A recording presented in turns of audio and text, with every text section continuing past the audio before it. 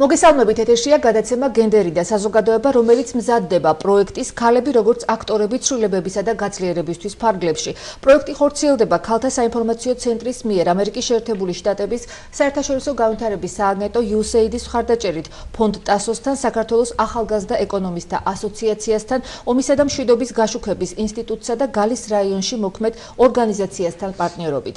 აქვე გვინდა კიდევ ერთხელ აღვნიშნოთ, რომ ამერიკელმა ხალხმა ამერიკის შეერთებული შტატების საერთაშორისო განვითარების სააგენტოს საშუალებით ბოლო 21 წლის განმავლობაში საქართველოში 1.5 მილიარდი ამერიკული დოლარის ინვესტიცია განახორციელა.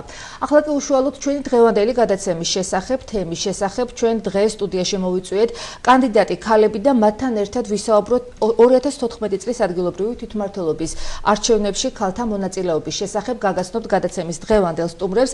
ელენე რუსეცკი, ქალთა საინფორმაციო ცენტრის ხელმძღვანელი, მთვარესა ჯანგიძე, ყვარლის მუნიციპალიტეტის კუჭატნის თემის ერთიანი ნაციონალური მოძრაობის მაჟორიტარი დეპუტატობის კანდიდატი და თამარ ყეინიშვილი, ახმეტის მუნიციპალიტეტის საკრებულოს ქართული ოცნება დემოკრატიული საქართველოს პარტიული სიით დეპუტატობის კანდიდატი. მოგესალმებით, ძალიან დიდი მადლობა ყველას გადაცემაში მონაწილეობისთვის. თავდაპირველად, ქალბატონო ელენე, საუბარი პროექტის შესახებ რომ დავიწყოთ, რა უნდა განხორციელდეს, რა უნდა გაკეთდეს იმისთვის, რომ ქალთა მონაწილეობა გაიზარდოს პოლიტიკურ პროცესებში, ადგილობრივი თვითმმართველობის არჩევნებში.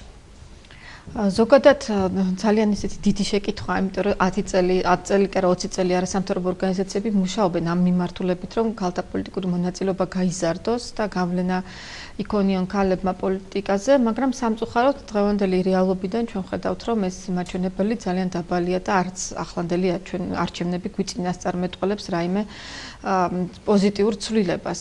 ყოველ შემთხვევაში ჩვენ ამას არ ველოდებით ძალიან. ამიტომ ძალიან მნიშვნელოვანია ჩვენთვის, რომ არიან ქალები, აი აქაც წარმოდგენილი, რომლებიც თვლით, რომ არიან საკმაოდ ძლიერები და არანაირად, ესე ვთქვათ, არ ჩამორჩებიან მამაკაცს და გვინდა რომ აი ეს ქალები, რომლებიც არიან მზად, ესენი მაინც მოვიდნენ, რადგანაც არ არიან დღეს მაჟორიტარებად სიებში და ასე ვთქვათ, დამოუკიდებელი კანდიდატები საკმარისი რაოდენობით წარმოდგენილები.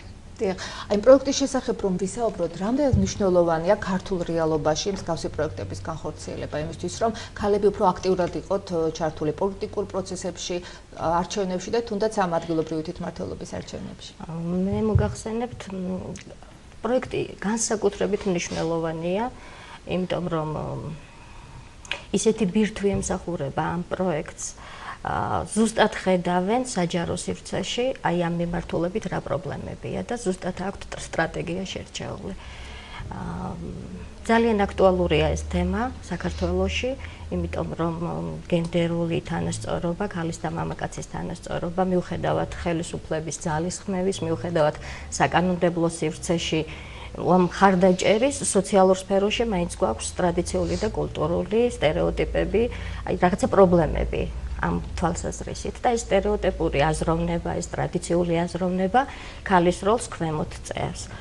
განსაკუთრებით უნდა აღინიშნოს, რომ კახეთში ალბათ, შეიძლება იმიტომ რომ მე კახეთში ვცხოვრობ, მაგრამ მე მაინც ასე მეჩვენება, ყოველთვის მიაჩნიათ უფრო სტერეოტიპების წარმომადგენლებს, რომ კაცი მაღლა დგას, კაცს მეტი ხმა აქვს, ქალი უნდა იყოს სამზარეულოში, უნდა გაზარდოს შვილები, უფრო მზრუნველი და კაცმა გარეთ უნდა აკეთოს თავისი საქმე. აი ზუსტად მათი სტრატეგია, აი ამ ბირთვის სტრატეგია არის სოციალურ სფეროში საჯაროდ გაშალოს ის, რომ ქალი და კაცი არის თანასწორი და ყველას აქვს ერთი ხმა. ამიტომ მე განსაკუთრებით მივესალმები ამ პროექტს და ვფიქრობ, რომ ძალიან დროული და ძალიან კარგი პროექტია და ამისთვის დიდი მადლობა თქვენ.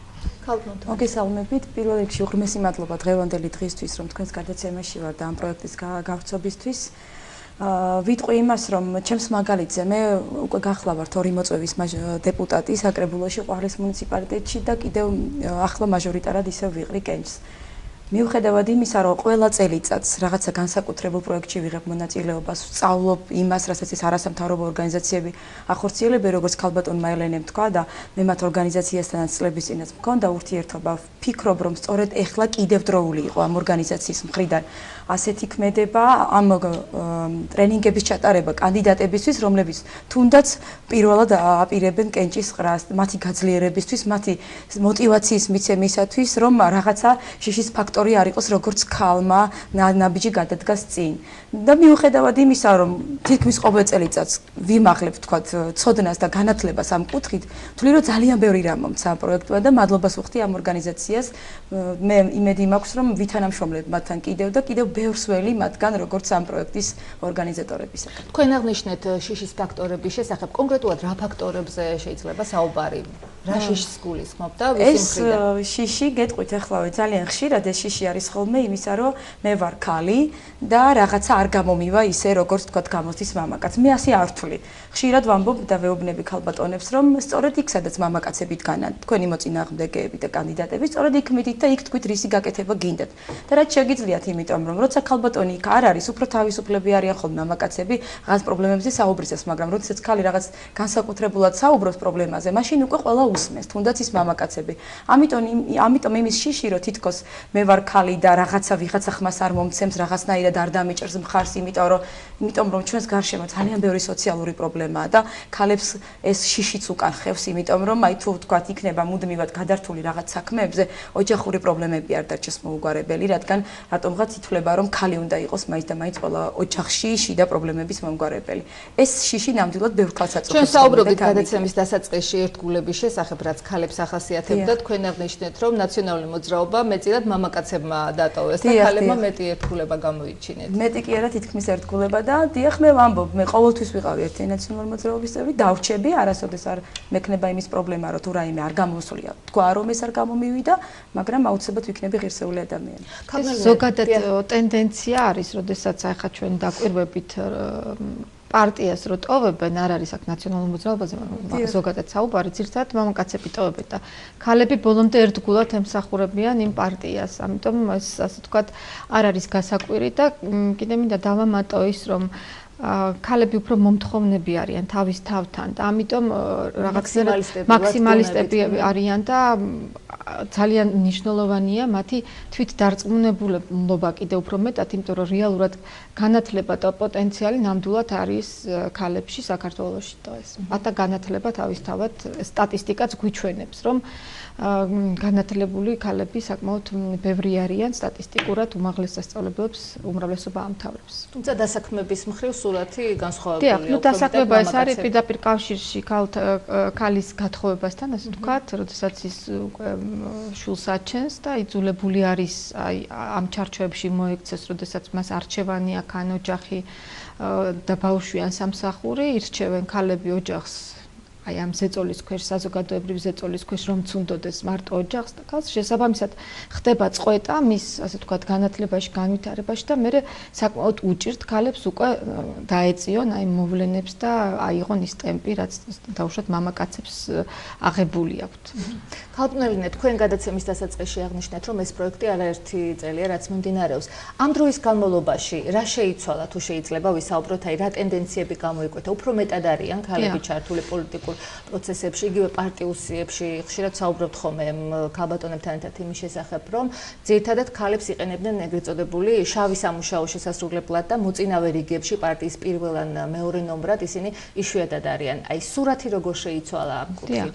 ანუ თვითონ ეს პროექტი წელს დაიწყო, მაგრამ მე საუბრობდი უფრო გამოცდილებაზე არასამთავრობო სექტორის, იმიტომ რომ მარტო ჩვენი ორგანიზაცია არ არის, ბევრი ორგანიზაცია მუშაობს ამ მიმართულებით. რა შეიცვალა, ესე იგი, ნუ ფაქტიურად პირველი რომ კანონმდებლობის კუთხით მოხდა რაღაც გარკვეული ცვლილებები და წამახალისებელი, ასე ვთქვათ, ზომები, რომელიც ფინანსურად აისახება პარტიაზე თუ პარტიის სიაში 30% ქალი იქნება, ხო? ეს ერთის მხრივ თითქოს ძალიან კარგად იყენებენ პარტიები განსაკუთრებით არარეიტინგული პარტიებიც, იმიტომ რომ ამაში დაფინანსებას იღებს პარტია და აი მათეულში სვავს ქალებს. აქაც ჩვენ ხედავთ იმ იძულებულია რომ ჩასოს ქალები. ხო, მტრფული სარგებელი მიიღოს, მაგრამ აქაც ჩვენ ხედავთ იმ ტენდენციას, რომ ამ სიაშიც აი ბოლოს რო ვაკვირდებით ჩვენ არასამთავრობო ორგანიზაციები, აი ამ ათეულის სიის ბოლოში, ძირთადად ყოველთვის სიის ბოლოში იყვნენ ქალები და ხა ამ ათეულის ბოლოში არიან მოქცეული ქალები. მეორე მხრივ ძალიან პოზიტიურია, რომ აი ეს ზუსტად აი არასამთავრობო ორგანიზაციების და საერთაშორისო ორგანიზაციების მხარდაჭერამ, რომ ჩვენ ვითხოვთ, რომ ქალები მოვიდნენ პოლიტიკაში და ასევე კვოტირებას, ასე ვთქვათ, დროებით სომების მიღებას და ათასნაირი PR კამპანიები ტარდება და სხვადასხვა ღონისძიებები, ამან ნაჩვენა, თუნდაც ამ არჩევნებისთვის, როცა ჩვენ ტრენინგს ვტარებთ ქალებს, რა გააკეთეთ ეს დისკუსია იყო, რომ ქალებს ითხოვენო პარტიები, ანუ მოთხოვნილება წამოვიდა უფრო მეტი, რომ აი არ ეძებენ ხო ქალებს, ეს არ ხდება, ასე ვთქვათ, რომ უნდოდეთ კარგად რომ მოინდომონ და უფრო ასე ვთქვათ, კარგად იმუშაონ, მოძებნიან ქალებს, მაგრამ მაინც ასე ვთქვათ, ამ ცაიტნოტში დაიწყეს ქალების მოძებნა, ასე ვთქვათ. ეს ქალები მათ არ უჭირთ, იმიტომ რომ შიგნით პარტიებში თქვენ აღნიშნეთ, რომ საკმაოდ ბევრი ქალია და ეს ქალები არიან ძალიან კარგად მომზადებულები და შავ სამუშაოს ასრულებენ და ზუსტად პრობლემაც მაგაშია, რომ შიდა პარტიული დემოკრატია უნდა განვითარდეს ჩვენს ქვეყანაში, რომ ქალებს მიეცეთ საშუალება პარტიაში რომ დაწინაურდნენ. თითქოს აგიტატორებად იყენებენ ხოლმე უბნებზე გზავნიან და ასე შემდეგ. ნამდვილად. როგორია წინასაარჩევნო გარემო ადგილობრივი თვითმმართველობის არჩევნების წინ და როგორია ეს გარემო თქვენთვის ქალებისთვის? თუნდაც რამდენად თანაბარ პირობებშიც ამაზეც რომ ვისაუბროთ? თანაბარ პირობებში მიმდინარეობს ჩვენთან წინასაარჩევნო გარემო 5 პროპორციული სიით არის ქალბატონი წარმოდგენილი, 3 საინიციატივო ჯგუფებიდან მაჟორიტარები არიან, ანუ რაღაცნაირად ქალები წინა პლანზე უფრო წამოვიდნენ. მე ვფიქრობ, თვითონ ქალები, თვითონ რომ კონდეთ სურვილი, რომ აქტიურად ჩაებოდნენ, უფრო სოციალურ-ეკონომიკური პრობლემები არის და ამ კუთხითაც გასაშლელია კიდევ სამუშაო.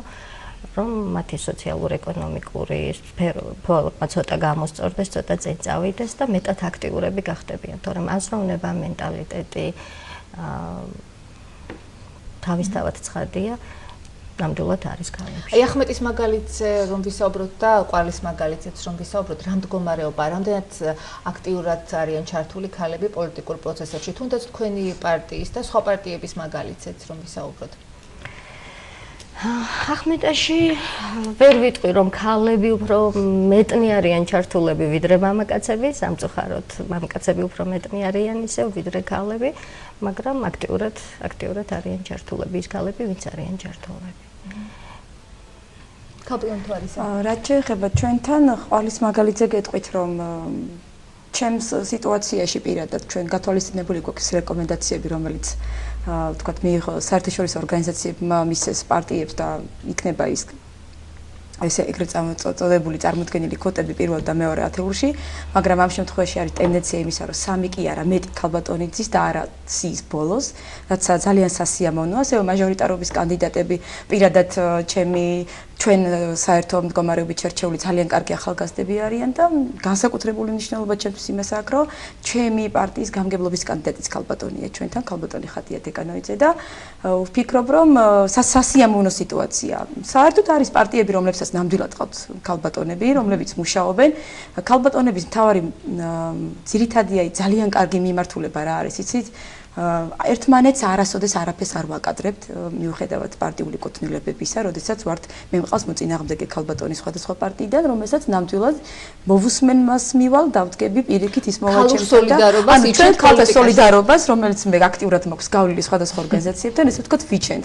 რაც ძალიან სასიამოვნოა. ასევე მინდა ვთქვა, რომ ჩვენ როდესაც ქალბატონები ამ ასეთი ორგანიზაციების დამსახურებაა, როდესაც ქალბატონები ვიკრიბებით სხვადასხვა ტრენინგებზე ერთმანეთს, ჩვენ ერთმანეთს ყოველთვის წარმატებას ვუსურვებთ და ვცდილობთ ხოლმე შემდეგ თუ ერთმანეთს რამე დაგჭირდება, არ აქვს მნიშვნელობა, ვინ რომელი პარტიიდან გახლავთ, თუ რაიმე დაგჭირდება, ერთმანეთს ვუკავშირდებით, ასევე მიკავშირდებიან მეც და რაღაცა ხელს ვაშუალებთ ერთმანეთს, როგორც ქალბატონები, იმიტომ რომ თქვა ვიღაც რაღაცა პრობლემა აქვს რაიონში და მას ჭირდება, არ აქვს მნიშვნელობა, რომელი პარტიის წარმომადგენელია ის, თამამად შეუძლია დამიკავშირდეს და მე თუ რამ შემიძლიათ კანონის ფარგლებში მას გვერდში დავუდგე.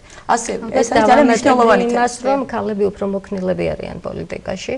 და ერთმანეთს არ უპირისპირდებიან და სადაც ქალია მეტად ჩართული, იქ უფრო მეტად არის მშვიდობა, მეტად არის სოლიდარობა, მეტად არის ურთიერთპატივისცემა და აქედან გამომდინარე ძალიან დროული და კარგია ეს, რომ ქალები გააქტიურდნენ პოლიტიკაში. ქალბნელნე, თქვენ როგორ შეაფასებთ წინასაარჩევნო გარემოს საქართველოში და მის რეგიონებში და ქალებისთვის როგორია რამდენად კომფორტულია? ნუ მე ნაწილობრივ უკვე ვთქვი, რომ ჩვენთვის არ არის დამაკმაყოფილებელი, განსაკუთრებით ახლა როდესაც ვნახეთ, რომ მერობის კანდიდატები სულ მამაკაცები იყვნენ, ასევე ახლა მე კონკრეტულად თქვენს მაგალითს და თქვენს ადგილებს არ განვიხილავ, მაგრამ არც პარტიებს დავასახელებ, მაგრამ აი Facebook-ზე განსაკუთრებით აი რომ ამოტივტივდება ხოლმე შეიძლება ტელევიზიას არ უყურებდეთ ხშირად არ კონდეს დრო და როდესაც ხდება წარდგენა პარტიების მხრიდან კანდიდატების და განსაკუთრებით სცენაზე ასვლა, აი მოუთმელად ველით ხოლმე როდის გამოჩნდება ქალები და დროს ხშირად სულ მამაკაცები და შეიძლება ერთმა ქალმა გაიელვოს და ეს ძალიან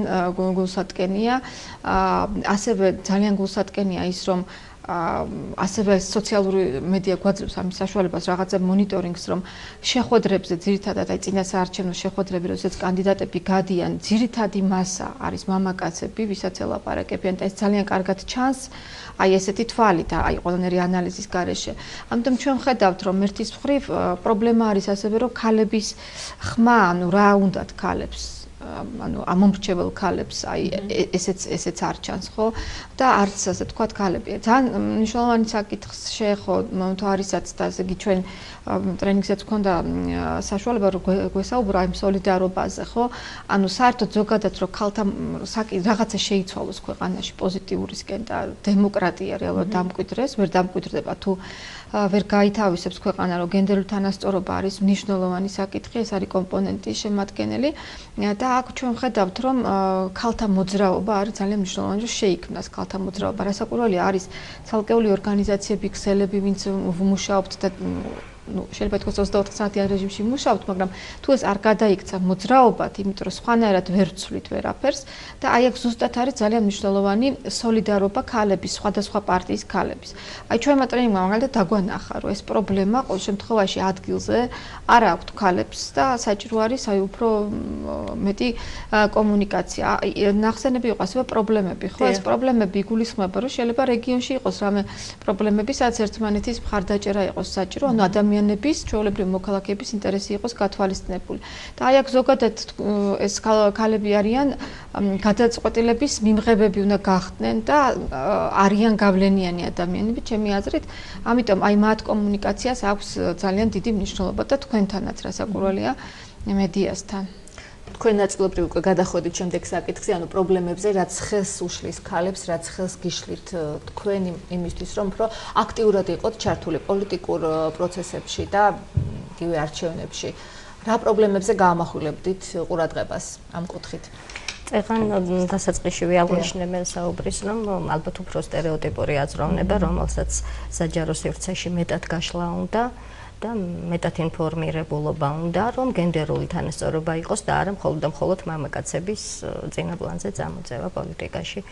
და მეორე ვიტყოდი, რომ თემის საჭიროებებზე კვლევის შედეგად უნდა დაიდოს უკვე ყველა თემი ალბათ ინდივიდუალურია, ეროვნული უმცირესობიდან დაწყებული, სხვადასხვა ეთნიკური უმცირესობებით და აქედან გამომდინარე განსაკუთრებით მრავალფეროვანი ეთნიკური სიჭრელით გამოირჩევა ახმეტა და მე ვიტყოდი, რომ თემში უნდა გახვიდეს საჭიროებების კვლევა შეისწავლოს ამიზნე ჯგუფები, შესაბამისად ჩამოაყალიბო პრობლემები და პრობლემებიდან უნდა მოხვიდე უკვე რა საჭიროებებია იქ და როგორ უნდა გაშალო ეს.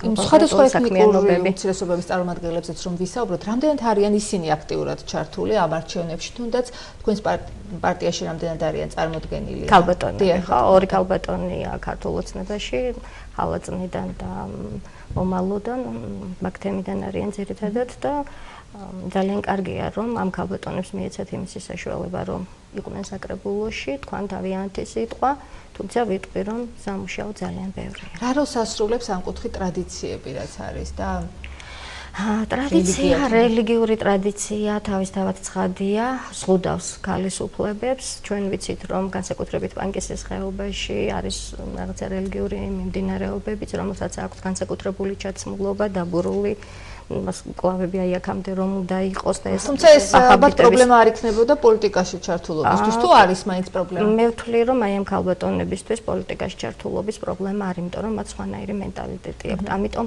პანკისის ხეობაში აი ზუსტად აი ამ კუთხით განსაკუთრებით სამიზნე ხდება ის ველი ბანკის ხეობის. ოჯახიდან მომდინარე პრობლემებზეც რომ ვისაუბროთ, ოჯახის წევრებისგან დავუშვათ ქალს რა უნდა პოლიტიკაში, არის ხომ ასეთი სტერეოტიპი. თქვენ შემთხვევაში როგორ შეხვდნენ ოჯახის წევრები თქვენს პოლიტიკაში წასვლას, ასე ვთქვათ, და არჩევნებში მონაწილეობას?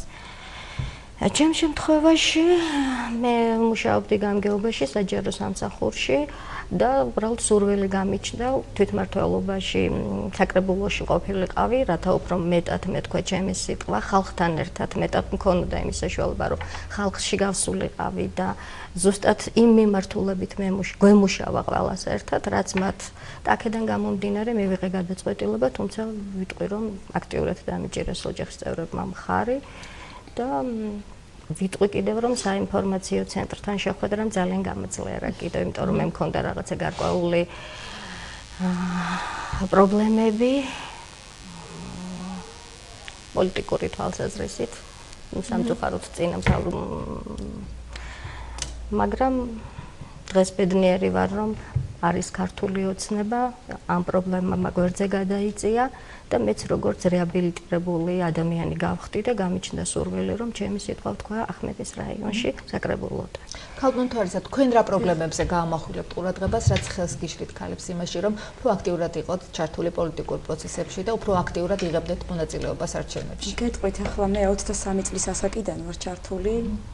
ჩემი ოჯახური მდგომარეობა ცოტა მძიმე იყო, ძალიან პატარა ვიყავი, როცა მამა ძალიან მძიმე დავად გახდა და ძალიან 12 წლის ასაკიდან უკვე დამოუკიდებლად დავიწყე გადაწყვეტილებების მიღება, იმიტომ რომ ძალიან მძიმე პერიოდი იყო, იცით და მაშინ უკვე ფიზიკურად გვიხდებოდა ფიზიკური შრომა იმისათვის რომ ოჯახში არ გაგჭირდებოდა უკმა პური, ეს მაშინ როდესაც რაღაც პური იშოვებოდა და ასე შემდეგ და ასე შემდეგ.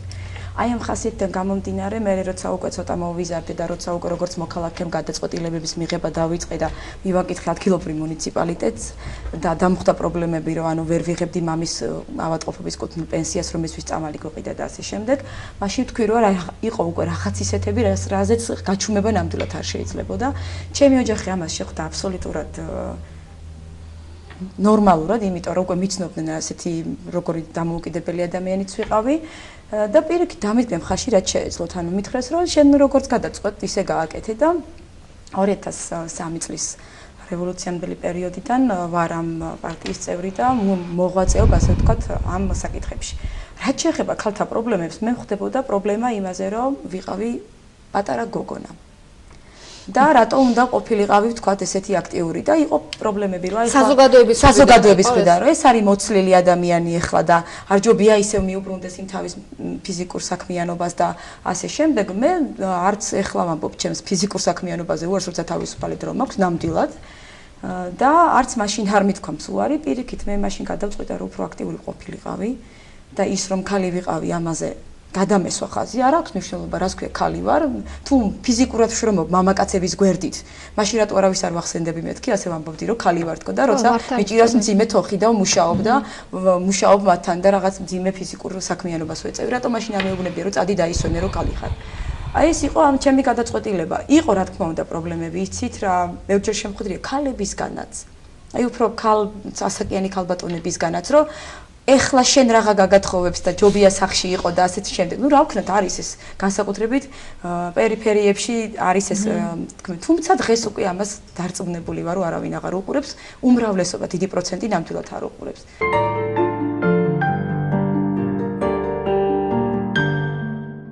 თვითონ ქალებს ხომ არ აქვს თვით ცენზურა იმისთვის რომ უფრო გაშალონ ფრთები და ჩაერთონ პოლიტიკაში. ქმნიან რა თქმა უნდა თვით ცენზურას, მოდი ახლა ვთქვათ რომ ოღონდ რატო ქმნიან ახლა ვერ გეტყვით რომ მიეცეთ ამის საშუალება რომ თვითონაც იყვნენ აქტიურები, ალბათ იქნებიან. მე ვფიქრობ რომ ალბათ რომ არ მისცემიათ საშუალებას, საკუთარ თავს აღარ აძლევენ ამის გაშლის. საზოგადოებრივი ზეწოლა. ისინი ფიქრობენ რომ ვიღაცა მასეც სიტყვის, იმიტომ რომ უნდა იცოდეს ყველა ქალმა, რამდენ ნაბიჯსაც წინ სასიკეთოთ, არ აქვს მნიშვნელობა ეს იქნება შენ სასიკეთოთ თუ საერთოდ საზოგადოებრივი სიკეთის, იმდენი მეტი სუდისმთქმელიც გამოგიჩნდება რაღაცა მიმართულებებით და ამას ერიდება ქალთა უმრავლესობა, საზოგადოებრივი აზრის ძიმედ გამოხატვას. მე ამას რა მოყვება, იმიტომ რომ ამათ აქვთ ოჯახები, მე იქ შვილები ყავს ზოგს და ეტყვის რომ აი შენ ეს რატო გააკეთე. გადაწყვეტილების მიღება როცა გიხდება, იცით თქვენ რომ როდესაც პოლიტიკაში მოდიხარ და რაღაცა გადაწყვეტილების მიღები ხდები, ხშირად გიხდება ესეთი გადაწყვეტილების მიღების საშუალება, რომელიც დილემის წინაშე რომ დგახარ და გამოსავალი რომ არ გაქვს და ასეთ გადაწყვეტილების მიღების ხშირად ეშინიათ ხოლმე ქალბატონებს, რომ მე რაღაცა გამომდინარე არ ითქვას მასზე. ამიტომ ამისთვის ყოველთვის მზად უნდა იყო. მე პოლიტიკაში ამბიცია სოციალური პრობლემები, რომელიც ქალბატონებს ოჯახში აქვთ და არ აძლევთ საშუალებას. მამაკაცების აზრი რომ იცი რა, რაც გინდა გააკეთო, მე არაფერი არ გავიგო. ძალიან ბევრი მამაკაცისგან, ქმრისგან გამიგია, რომ უთქვამს ქალბატონისთვის, რომ აი მე ჩემთან არავინ არ მოვიდეს რაღაც საკითხზე და რაც გინდა ისქენი მაგ კუთხით. ანუ ხა როცა აგიტატორები ყავს, გამცნივია ხოლმე, რომ დრო უთქვამს, რომ ეს რაღაც უნდა ვიმუშაო ამ კუთხით, ხო? მოდი იმუშავე, ოღონდ ჩემთან არავინ არ მოვიდეს არაფერზე.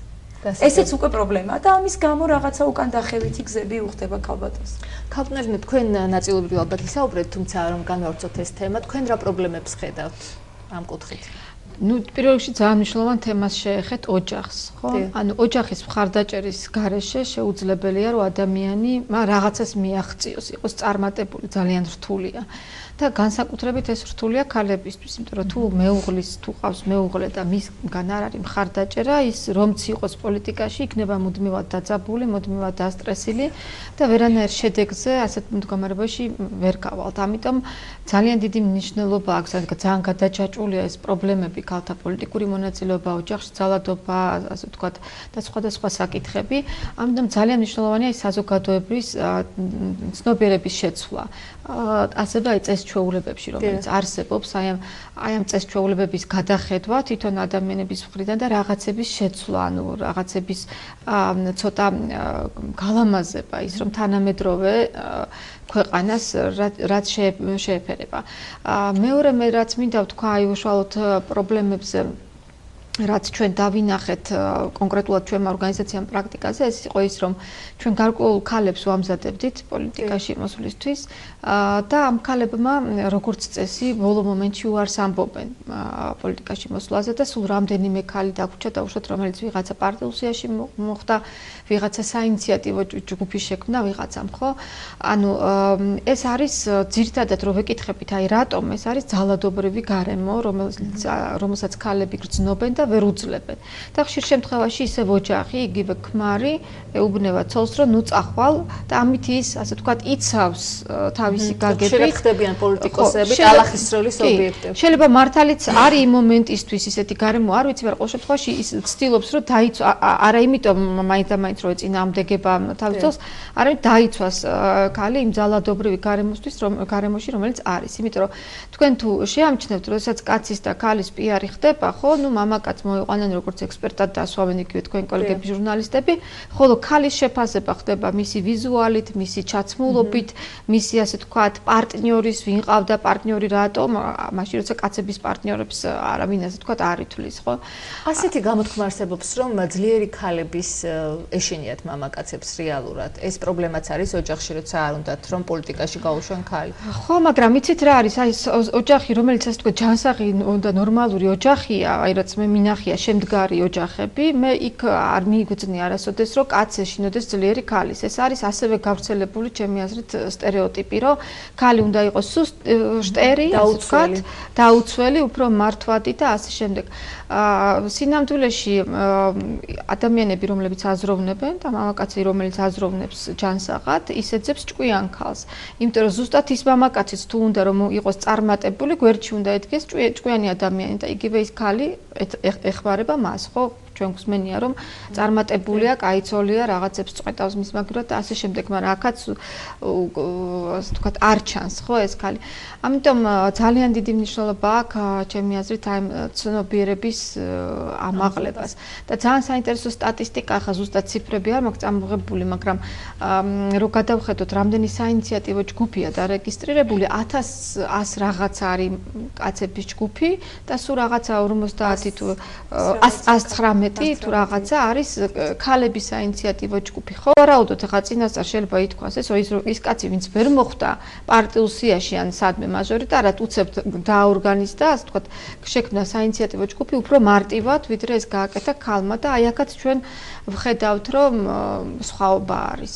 და ესეც ალბათ დამოკიდებულია ხშირად ჩვენ ქალები ვინც არიან საერთოდ ნაცნობებიც ხო საინიციატივო ჯგუფები რაღაცა საკითხები წინა პლანზე მოდის რომ ბანკში უნდა დარეგისტრირდეს ასე ვთქვათ ანგარიში კონდეს და პირდაპირ მიბმულია ასევე იმ ეკონომიურ შესაძლებლობებთან რომელიც ქალებს ფაქტიურად არ აქვთ იმიტომ რომ ქალის საშუალო ხელფასი დღეს საქართველოში ბევრად ნაკლებია ვიდრე მამაკაცის საშუალო ხელფასი არ გულისხმობ მე ერთ და იგივე თანამდებობაზე საშუალო ხელფასს რაც უჩვენებს იმას რომ მაღალ თანამდებობებზე ზოგადად ყველგან არიან მამაკაცები ხოლო უფრო ნაკლებად მაღალ თანამდებობაზე საშუალო დონეზე არიან ქალები. ძირითადად ამ დროს შემსრულებლები არიან ქალები. მოადგილეები ხშირად ან რომელიმე სამსახურის ხელმძღვანელები. მაგრამ გადამწყვეტილების მიმღებად ჩანს კიდე ერთ რაღაცა მინდა თქვა ძალიან მნიშვნელოვანია ამ ძალადობრივ გარემოზე შემდგომაც და ზოგადად ანუ ქალი რატომ ვერ ახდენს ჩვენს გარემოში გავლენას იმიტომ რომ მამაკაცური დისკუსიები ხშირად ქალებს უკანა პლანზე წევენ იმ თვალსაზრისით რომ იმ თამაშს ვერ თამაშობს ქალი ხო ნუ ავიღოთ ეს არ არის ხო დასამალი რომ კაცები რო იწყებენ საუბარს მე ხშირად გადადის გინებაში მამაკაცი საუბარში და ასე შემდეგ ქალები პარლამენტშიც მათ შორის ხო ამ შემთხვევაში ქალი არ ერთვება ამაში გადის განზე და რა ხდება ამ დროს რომ აი პოლიტიკურ გადაწყვეტილებას ესენი ხო ღებულობენ პოლიტიკურ გადაწყვეტილებას ამ დროს და ქალი არ არის მონაწილე იქაც რო არის მაშინ იმიტომ რომ ვერ უძლებს აი ამ პოლიტიკურ ზეწოლას ეს არ ხდება გააზრებულად მე არ ვამბობ რომ სპეციალურად აკეთებენ რომ ქალები მაგრამ ესე გამოდის ხო ამიტომ უნდა საზოგადოება დაფიქრდეს ამაზეც ძალიან კარგად და ქალებიც უნდა დაფიქრდნენ და ხშირ შემთხვევაში აი როგორ მიაწვდინონ ხმა ზოგს აი მაგალითად ჩვენ ერთ კოლეგას ქალბატონ ევას აქ დაბალი ტემბრი ხმის მაგრამ ხანდახან ხოლმე ისე აზრიანად ჩამოაყალიბებს წყნარად და ჩუმად თავის მოსაზრებას რომ ყველა усმენს ხო აი ეს ეთყობა ჩვენც უნდა ვისწავლოთ როგორ გავაჩუმოთ კაცები და ჩვენ ვისაუბროთ ხანდახან მაინც რა განაპირობებს ქალების სურვილს რომ წავიდნენ პოლიტიკაში რა გსურთ თქვენ როდესაც მიდიხართ პოლიტიკაში და მონაწილეობას იღებთ არჩევნებში რა мотиваცია გაქვთ რა გამოწრავებთ მე პირადად როდესაც გადავწყვიტე რომ პოლიტიკაში წავსულიყავი და საკრებულოში მქონდა სურვილი რომ საკრებულოს წევრი ყოფილიყავი გამიჩნდა სურვილი იმიტომ რომ ძალიან ბევრი რამე მიმაჩნია რომ არის გასაკეთებელი და სადაც მინდა რომ აი აქტიურად ვიყო რაიონის პოლიტიკურ საქმიანობებში ჩართული, რა თქმა უნდა საზოგადოებასთან ერთად, მოსახლეობასთან ერთად, აი მათი ხმა მივიტანო ზუსტად იქ, მათი სურვილები, მათი განწყობა და აი ამან გადამადგმევინა ეს ნაბიჯი და გამოვთქვი სურვილი, რომ მე ძალიან მინდა საკრებულოში მოვხდე, იმიტომ რომ აი ეს ხალხი რაღაც არ მინდა იყოს გვერდზე გაწეული და ცალკე იყვნენ გადაწყვეტილების მიმღებები. მე მინდა რომ რაღაცა ერთობლივ კოალიციაში მოხდეს აი ამ გადაწყვეტილებების მიღება. ძირითადად ეს იყო ჩემი გადაწყვეტილება, აქედან მოდიოდა და მე ჩემი ხება ცოტა სხვანაირად მომიწია ამ გადაწყვეტილებამდე მისვლა. მე ეხლაც ვახსენე რომ მე როგორც მოქალაქეს მომიწია ადგილობრივ გამგეობაში მისვლა და მივიღე ძალიან მძიმე პასუხი მაშინ როცა ჩემს ოჯახს ყველაზე მეტად უჭირდა. ჩემი ნაბიჯი გამოიწვია იმან რომ ჩემი პირველ რიგში რა თქმა უნდა რომ შევხედე რომ თუ არ იქნებოდი იქ სადაც დღეს ვარ არა მარტო ჩემს ოჯახს, ძალიან ბევრ მოქალაქეს ჰქონდა ძალიან ბევრი პრობლემა. მოგეხსენება ჩვენ კომუნისტური რეჟიმში ვცხოვრობდით და ძალიან ბევრ ადამიანს ერთადერთ ადამიანთან შეეძლო მისულიყო ეს იყო მაშინდელი პრეფექტი და ის უწყვეტდა ყველაფერს, მაგრამ როდესაც ცვლილებები წავიდა და როდესაც რაღაცა დამოუკიდებლობა გამოვაცხადეთ, როდესაც უკვე სხვანაირად წავიდა ეს კაპიტალიზმი მოვიდა, გაუგებარი აღმოჩნდა მოქალაქეთა დიდი ნაწილისთვის, ვისთვის უნდა მიემართა და რა გაეკეთებინა. მე გადავწყვიტე მაშინ რომ ჩემი მოქალაქეების გვერდით მდგარიყავი, მე თვითონ შემესწავლა ჯერ რა ხდებოდა და შემდეგ მათის მიმეწვდინა, ამიტომ დღემდე ვარ ის ადამიანი, რომელიც 24 საათიან რეჟიმში თუ საჭიროა საავადმყოფოში ვარ იმისათვის რომ მოქალაქეს არ მოუვიდეს არასწორი უკმაყოფილება ექიმთან ან პირიქით არ მოხდეს ჩემი უფლებების ფარგლებში და ვეხმარები მათ თუნდაც ამ კომუნიკაციაში ნებისმიერ უწყებასთან ნებისმიერ არასამთავრობო ორგანიზაციასთან და ნებისმიერი საქმიანობის დროს რაც ჭირდება ნებისმიერ მოქალაქეს რომელიც მოდის განცხადებაა ეს თუ რაიმე საჭიროებაა მე ვცდილობ რომ სწორედ პირველ რიგში ამეებში მივეხმარო და რაც შეეხება იმ ინფრასტრუქტურას იმ პროექტებს რაც ბიუჯეტიდან უნდა კეთდებოდეს იმაში აბსოლუტურად აქტიურად ვარ ჩართული ის ისედაც უნდა გაკეთებული იქნას და კეთდებოდეს. ანუ თქვენ მეორე მოწვევის საკრებულოს ეხლა მესამე მოწვევას ვფიქრობ, რომ მესამე მოწვევის მაჟორიტარი კანდიდატი ვიყო. აქამდეც მაჟორიტარი გახდით. ქალბნერნე, თქვენი აზრი როგორია? რა განაპირობებს ბევრ ქალთან გაქვთ შეხება და ურთიერთობა პოლიტიკოს ქალებთანაც მათ შორის? რა განაპირობებს ქალების სურვილს რომ მოხვდნენ და წავიდნენ პოლიტიკაში? რა მოძრავებს? იცით რა, ახლა გამახსენდა რამდენიმე თვის წინ ალბათ სამეგრელოს ქალებთან პროაქტიურები არიან როგორც წესი დასავლეთ და აი მათთან საუბრობდით უნდა დაგვეგეგმა შეხვედრა გენდერული თანასწორობის საბჭოსთან პარლამენტში და საუბრობდით პრობლემებზე და რატომ ქალებს და შემდეგ. და ძალიან კარგი ფრაზა თქვეს ამ ქალებმა და ძალიან მომეწონა რა ჩვენ უნდა გავაკეთილშობილოთ პოლიტიკა. აი ეს ამოძრავებთ ქალებს ჩემი აზრით. ამიტომ აი გამოვიყენებთ თქვენ ეთერს რომ მივმართო მოსახლეობას, რომ კარგად დაუკვირდნენ რატომ უნდა მისცენ ქალებს ხმა, იმიტომ რომ გააკეთილშობილონ ეს პოლიტიკა და ასევე ის პრობლემები, რომელსაც დღეს მე არ საუბრობ იმაზე, რომ კაცი ასე თქვა, საერთოდ არ მიცეთ ხმა, ან კაცი ვერ ხედავს პრობლემას, მაგრამ არის ბევრი პრობლემა, რომელსაც ჩვენ ქალებს გვაწუხებს და მამაკაცები ვერ ხედავენ, იმიტომ რომ არ უწევთ ამ პრობლემებთან შეხება სხვა პირობების გამო იგივე ოჯახში, იგივე ბავშვებთან, იგივე წყალთან, იგივე საბავშვო ბაღებთან დაკავშირებულ პრობლემებთან ქალებს ეს უფრო მეტად აწუხებს. ამიტომ ნებისმიერ სხდომაზე მე დარწმუნებული ვარ, რომ ქალები ამ საკითხს ყოველთვის წამოაყენებენ და ეს საკითხი, რომელსაც ისინი წამოაყენებენ, არა ქალებს არგებთ, არამედ ოჯახებს არგებთ. ჩვენ არ ვსაუბრობთ, რომ სარგებელს იღებს მხოლოდ ქალი, სარგებელს იღებს ოჯახი, სარგებელს იღებს საზოგადოება და მთლიანად ქვეყანა. ამიტომ კარგად გადახედონ აი ამ ვითარებას და ურჩევ რომ მისცენ ქალებს ხმა, იმიტომ რომ ეს არის ძალიან მნიშვნელოვანი ჩვენი ქვეყნის განვითარებისთვის. და ბოლოს ეთქვარათ რომ შევაჯამოთ, როგორია თქვენი რეკომენდაციები, რჩევები, რა უნდა გაკეთდეს იმისთვის, რა უნდა გააკეთოს სახელმწიფომ, არასამთავრობო სექტორმა, საზოგადოებამ, რომ ქალები უფრო აქტიურად იყვნენ ჩართული პოლიტიკურ პროცესებში და უკეთესად წარმოდგენილი ადგილობრივ ხელისუფლებაში, ეს იქნება საკრებულო თუ სხვა სტრუქტურები. ალბათ უფრო მეტი ინფორმაციულობა, მეტი ცნობადობის ამაღლება აი ამ კუთხით, იმიტომ რომ მე სანამ წამოვიდოდი მქონდა საუბარი მამაკაცებთან და უმრავლესობის აზრით ქალს რა უნდა პოლიტიკაში, ქალი უნდა იყოს სახლში, ოჯახს მიხედოს და ასე შემდეგ. ამიტომ მათ მენტალიტეტზე მეტი სამუშაო და მეტი ინფორმაცია უნდა გქონდეთ, ცნობადობა უნდა გქონდეთ, რას ნიშნავს გენდერული თანასწორობა, რომ ორივეს ერთი და იგივე ხმა აქვს კაცსაც და ქალსაც და აი ეს სამუშაოებია ჩასატარებელი და თავისთავად ცხადია ხელისუფლებიდან მოდის ეს კეთილინება საკანონმდებლო ბაზაში დაფიქსირებულია ეს, უბრალოდ ამას ჭირდება გაშლა საზოგადოებაში, საჯარო სივრცეში და დავიცი, ალბათ ყველაფერი და ჩვენ ვნახავთ, რომ ეს არ არის საკმარისი მექანიზმით აუცილებელი იქნება კვოტირების დროებითი ზომების მიღება და სახელმწიფომაც უნდა დაუჭიროს ამას მხარი, იმიტომ რომ ჩვენ ხედავთ და გარწმუნებთ, რომ შევიკრიბებით კიდევ ერთხელ ამ სტუდიაში და ვნახავთ, რომ სურათი არ იქნება ბევრად განსხვავებული. თუ არ იქნება ზომები მიღებული საკანონმდებლო კიდევ უფრო მკაცრი, ეს უბრალოდ საერთაშორისო პრაქტიკა აჩვენებს ამას და ალბათ მაგეთკენაც უნდა წავიდეთ. გეთანხმებით ყველა საკითხში, უბრალოდ თვითონ პარლამენტშიც არის ასთა სხვადასხვაობა. ჩვენ ვიცით, რომ არის გენდერული თანასწორობის საბჭო, რომელშიც ასე ვთქვათ, ქალბატონი მანანა იქ არის ქალების ჯგუფი, რომელიც მხარს უჭერს, მაგრამ თვითონ პარლამენტში ყველა არ უჭერს და ძალიან რთულია, თუმცა სურვილი არის გენდერული თანასწორობის საბჭოსი.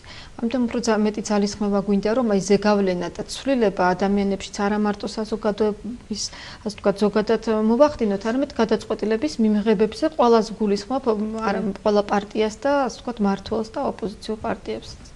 ქალბატონ თვარსა თქვენს რეკომენდაციებს მოვისმენთ. მე ვთვლი რომ ყველაფერს დროც მოიტანს ძალიან მალე, იმიტომ რომ აი ასეთმა არასამთავრობო ორგანიზაციებმა ძალიან ბევრი გააკეთეს იმისათვის, რომ თუნდაც დღემდე აი ასე მოსულიყავით. ასეთებად არ დავბადებულ ვართ, ყველაფერში ვითარდებით, თუნდაც ამ აზროვნების მიმართულებით. მე ჩემს მაგალითზე გეტყვით, რომ ძალიან ბევრი ჩემი მეგობარს უჭირდა იმის აღქმა, რომ ესეთი ადამიანები ვიყავით საკმაოდ აქტიური და საკმაოდ თქვათ რაღაც არ ტოვებდი ღონისძიებას, რომელშიც მონაწილეობას არ მივიღებდი, ეს იყო მამაკაცებთან ერთად თუ ქალბატონებთან ბატონებთან ერთად, მაგრამ დღეს ისინი უკვე სხვანაირად ფიქრობენ. ეს არ იქნება ალბათ მარტო სახელმწიფოს პრობლემა, ეს იქნება თითოეული ჩვენთაგანის პრობლემა, საზოგადოებამ სამოქალაქო შეგნების დონემდე უნდა დაიყვანოს, რომ განსხვავება ჩვენს შორის, მამაკაცსა და ქალს შორის, როდესაც საქმეს აკეთებს, არ არის, თავარია მონდომება აქ და მე ბევრჯერ მithქვამს ჩემი მაგალითიდან ისეთი მაგალითები ხოლმე, რომელზეც ცოტა გაკვირვებულიც ბევრ ქალსაც შემოუხედავს. ამიტომ მე ვფიქრობ, რომ დიახ დროებითი კოტირების საკითხი დაგვჭირდება, მით უმეტეს, რომ ისეთ ქვეყნებშია ეს, სადაც ჩვენზე ბევრად განვითარებულები არიან და მაინც ჭირდებათ აი ამ კოტირების არსებობა, იმიტომ რომ ეს ძალიან აუცილებელი. და ქალბატონი, თქვენ რომ შეაჯამოთ ეს შეხვედრა, კონკრეტულად ქალთა საინფორმაციო ცენტრი რა ღონისძიებებს გეგმავს სამომავლოდ იმისთვის, რომ უკეთესად იყვნენ ქალები ჩართული პოლიტიკურ პროცესებში და არჩევნებში? ჩვენ გვაქვს პროექტის ფარგლებში დაგეგმილი ღონისძიებები, მაგრამ გარდა ამისა, რაც დრო გვკარნახობს, ვცდილობთ რომ აი ავეწყოთ და დავგეგმოთ ჩვენი ღონისძიება ამ საკითხებთან, საჭიროებებიდან გამომდინარე. თუმცა ახლა რაც გვაქვს გეგმაში, ეს არის რაც ხორციელდება, ეს არის მედიის მონიტორინგი. უშუალოდ როგორ აშუქებს მედია ქალთა საკითხებს და აი ამ წინა საარჩევნო და არჩევნების დროს და საინტერესო იქნება მე მგონი თქვენთვისაც და ჩვენთვისაც, ანუ რა სურათი გამოვლინდება ამასთან დაკავშირებით მედია კამპანია გვაქვს სოციალური დაქირავებული და აკეთებს ამ კამპანიას ანუ ჩავატარეთ ეს კანდიდატებთან ტრენინგი და რასაკვირველია უკვე შემდგომ იქნება შეხვედრები, ანალიზი და მზადება საპარლამენტო არჩევნებისთვის უფრო ასე ვთქვათ გაძლიერებულ რეჟიმში. ასევე ვაპირებთ ჩვენ საკანონმდებლო სივრცის კიდევ ერთხელ ანალიზს და რეკომენდაციების დადებას და ასე ვთქვათ ლობირებას, რომ მოხდეს ეს ცვლილებები და კიდევ რაც ჩვენთვის ძალიან მნიშვნელოვანია, ჩვენ ვახსენეთ უკვე კონსოლიდაცია არა მარტო პარტიებს შორის ეს არასამთავრობო სექტორს შორის საერთაშორისო სხვა აქტორებს შორის, ამიტომ ჩვენი ერთ-ერთი შეხვედრის გაფართოებული შეხვედრის დროს წამოიჭრა ეს საკითხი როგორც პრობლემა, ამიტომ ერთ-ერთმა ორგანიზაციამ NDI-მ აიღო ეს ინიციატივა, რომელიც ჩვენ შეხვედრაზე წამოიჭრა და შეიქმნა საკოორდინაციო ჯგუფი, უკვე ხლა არის შექმნილი ეს, სადაც სხვადასხვა პარტიები, არასამთავრობო ორგანიზაციები, საერთაშორისო ორგანიზაციები არიან წარმოდგენილები და ჩვენ ვსაუბრობთ რა უნდა გაკეთდეს მომავალში. ანუ ეხლა ძალიან ცოტა დროა და რომ ვისაუბროთ რას შევცვლით არ იქნება ალბათ სერიოზული უკვე, მაგრამ საპარლამენტო არჩევნებში ალბათ კიდევ უფრო მკაფიო ერთიანი პოლიტიკა და სტრატეგია გვექნება. ძალიან დიდი მადლობა გადაცემაში მონაწილეობისთვის. ეთერში იყო გადაცემა გენდერი და საზოგადოება. ჩვენ საუბრობდით თემაზე ქალთა ჩართულობა პოლიტიკურ პროცესებში და ადგილობრივი თვითმმართველობის არჩევნებში. გადაცემის სტუმრები იყვნენ ელენე რუსეცკი, ქალთა საინფორმაციო ცენტრის წარმომადგენელი, ხელმძღვანელი და დეპუტატობის კანდიდატები ადგილობრივი თვითმმართველობის არჩევნების თვარისა ჯანგიძე და თამარ ყეინიშვილი. მე გემშვიდობებით მომავალ შეხვედრამდე, ნახვამდის.